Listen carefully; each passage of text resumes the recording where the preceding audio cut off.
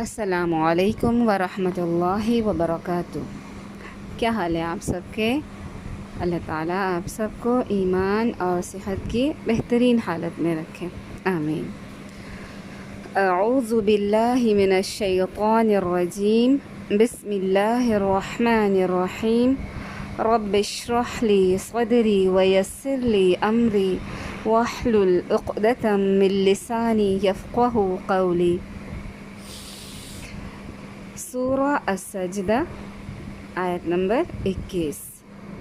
وَلَنُذِيقَنَّهُم مِّنَ الْعَذَابِ الْأَدْنَىٰ دُونَ الْعَذَابِ الْأَكْبَرِ لَعَلَّهُمْ يَرْجِعُونَ، اور ہم انہیں بڑے عذاب سے پہلے ہی چھوٹے عذاب کا مزہ ضرور چکھائیں گے تاکہ وہ پلٹ آئیں۔ یعنی ہم اس بڑے عذاب سے پہلے، جس کا کہ ابھی ذکر ہوا، انہیں ایک ادنا عذاب ضرور چکھائیں گے۔ یعنی ادنا یہ دنیا سے ہے، یعنی دنیا میں بھی ان کو ضرور ایک دفعہ ہلائیں گے تاکہ وہ باز آ جائیں، یعنی جھنجھوڑا جائے گا انسان کو، ایک دفعہ ہلایا جائے گا، اس کو موقع دیا جائے گا۔ یہ مہلت عمل کی بات ہے کہ آخرت کے عذاب سے پہلے دنیا کا عذاب ہے یہاں مراد، عذاب الادنا سے مراد۔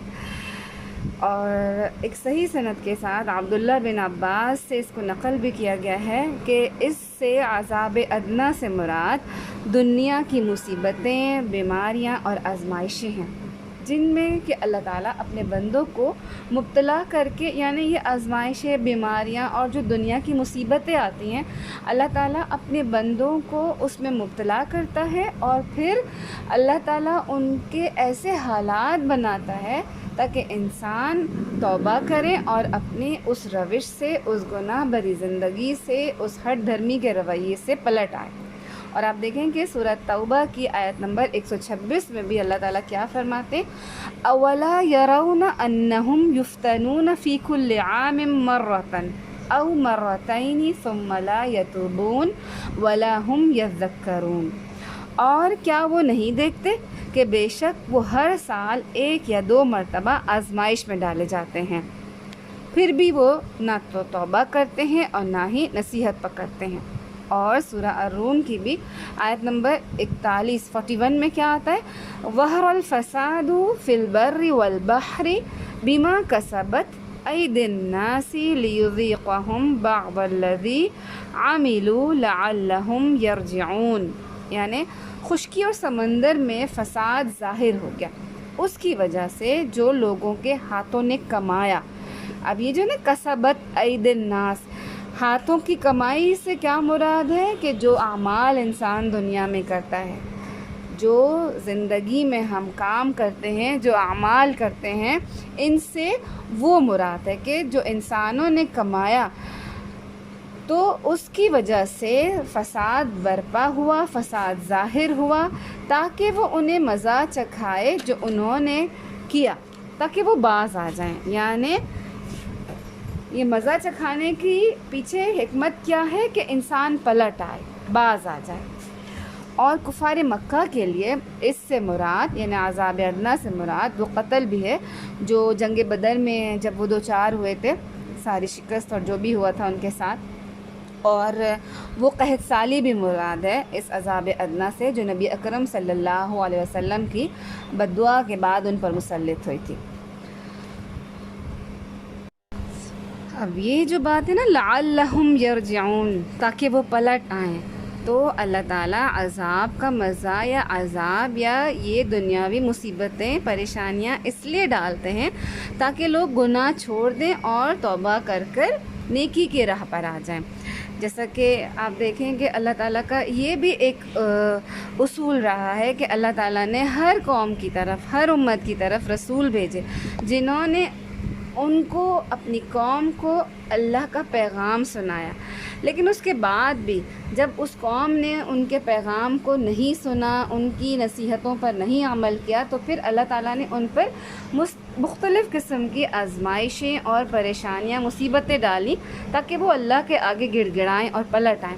لیکن کچھ لوگ ان حالات سے سمجھ جاتے ہیں، لیکن بہت سے لوگوں کے دل اتنے سخت ہو جاتے ہیں کہ ان پر ان کا کوئی اثر نہیں ہوتا، بلکہ ان کے ساتھ کیا ہوتا ہے کہ شیطان مزید ان کے گناہوں کو انہیں خوبصورت کر کے دکھاتا ہے، اور وہ پھر مزید گناہوں میں مبتلا ہو جاتے ہیں۔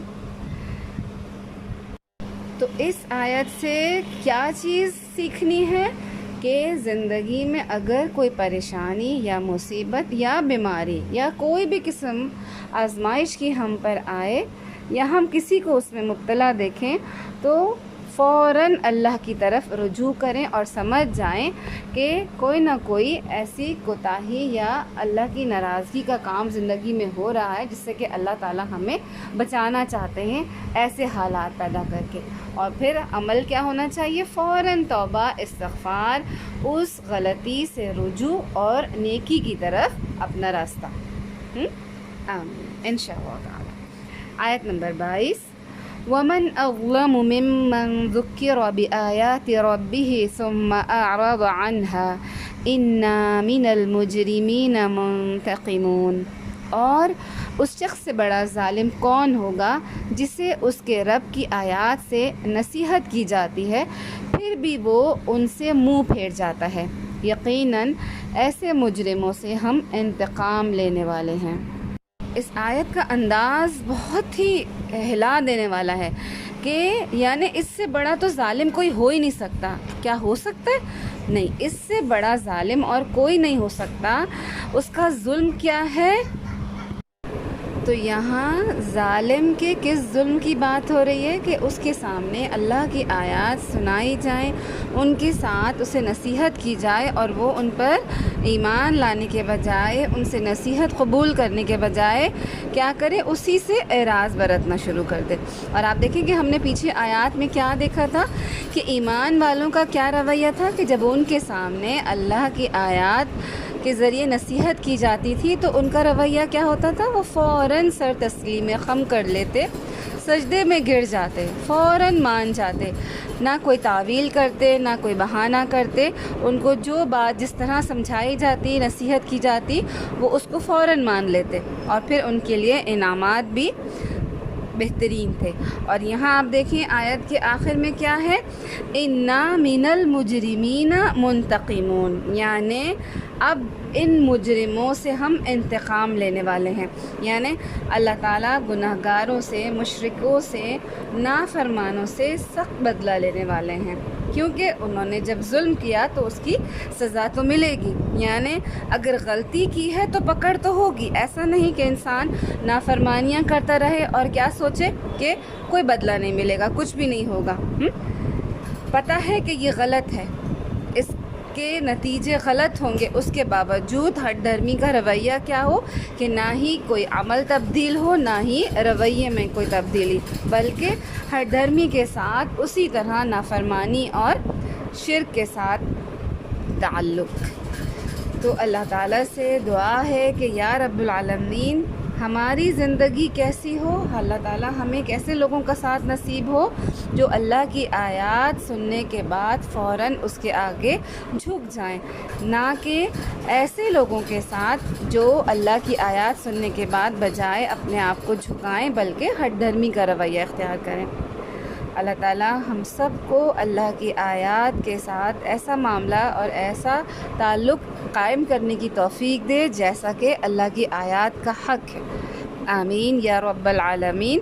سبحانک اللہم و بحمدک، اشہد ان لا الہ الا انت، استغفرک و اتوب الیک۔ السلام علیکم ورحمۃ اللہ وبرکاتہ۔